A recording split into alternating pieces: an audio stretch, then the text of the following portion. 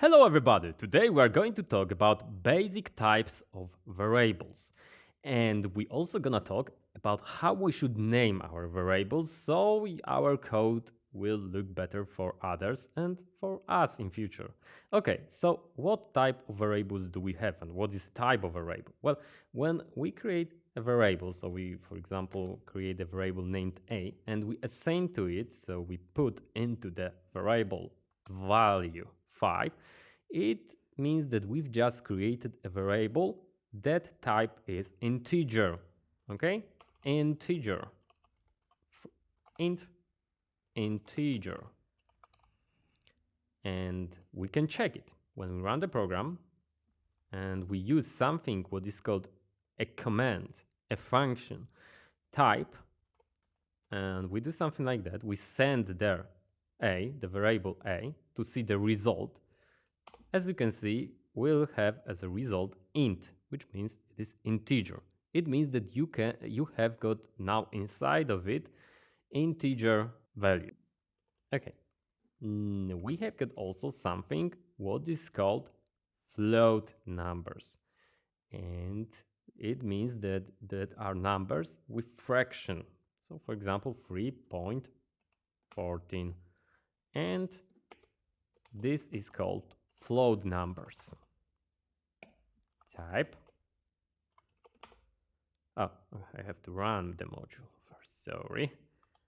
Type B.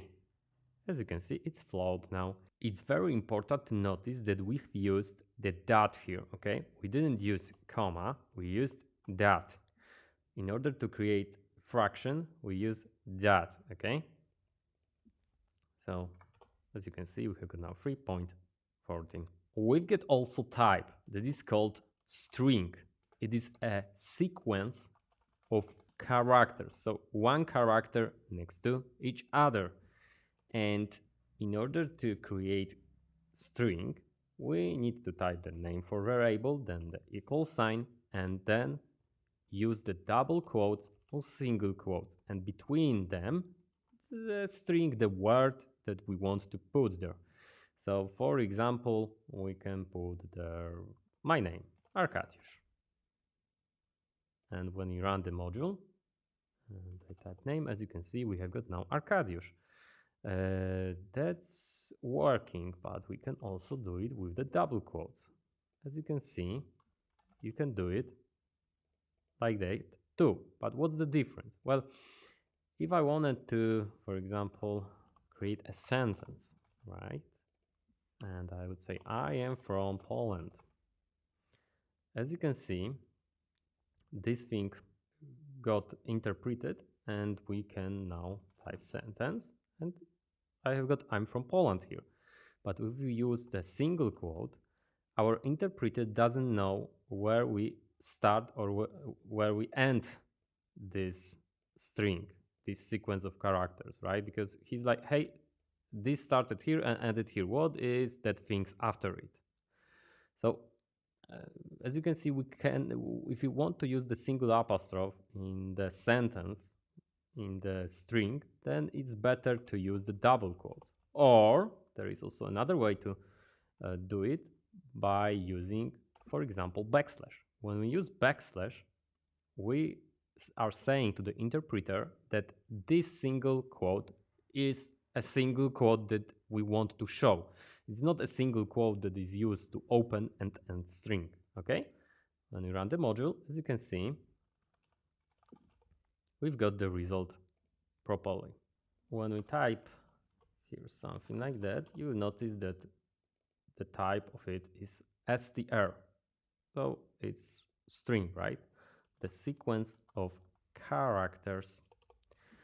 The next thing you should know is about the Boolean type. So there is a type that is called Boolean. It can hold two states, the true and the false. So for example, is big. Yes, it's big, so it's true. Boolean. When we run the module, is big, as you can see, true. You need to notice that we haven't used the quotes here. even though this thing is working fine, right? When we use quotes, it's no longer Boolean type. When you run the program, as you can see, we have got here the single quotes added. And when we do it like that, we have got information that the type is str, which is string. So that works only for true and false. And it's very important for you to know, as you can see, it's bool, that you need to have here the first letter big, okay? Need to be large. If you do it that way, it's not gonna even work, because false is not defined. It's like we are right now trying to assign to isBig variable a variable that is called false, but false was not declared. Okay, so as you can see, the Python language is case sensitive. Every single letter is very important, which means when we create a variable that we call a and we assign to it 4, and we run the program and we type here small a, as you can see, we have got 5. When we type big A, large A, we have got 4. So this is not the same variable, okay? Because we have got here different case of the letter. So it's really important, because you might make some mistakes because of that in future. Be ready for that. So the Python is case sensitive. It's very important to also know that when you're creating names, they should be self-descriptive. What does it mean? It means that when you look at the name of variable, you should already know what is inside of it. So for example, size of section. So when I'm looking at it, it means that this thing is gonna hold the size of section. If I had named it, for example, G, I wouldn't know what is that thing describing, right? And believe me, you should from the start try to name your names like that, okay? It's a good habit. It will save you tons of time. And the next thing, notice that every word that I started in this variable, I started with the large letter OS.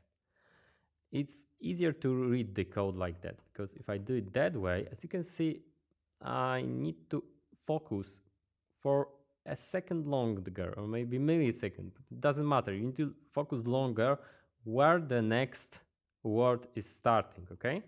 So it's better to do it that way.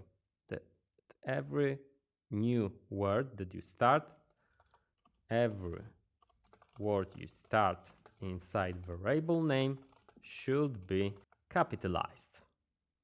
So they should start from the large letter. So to sum up, the types of variables describes what is inside that variable. It's a good idea to create self-descriptive name of variables, and also it's a good idea to start every word inside the name of variable with the big letter. That's only the lesson. If you have any questions, as always, feel free to ask.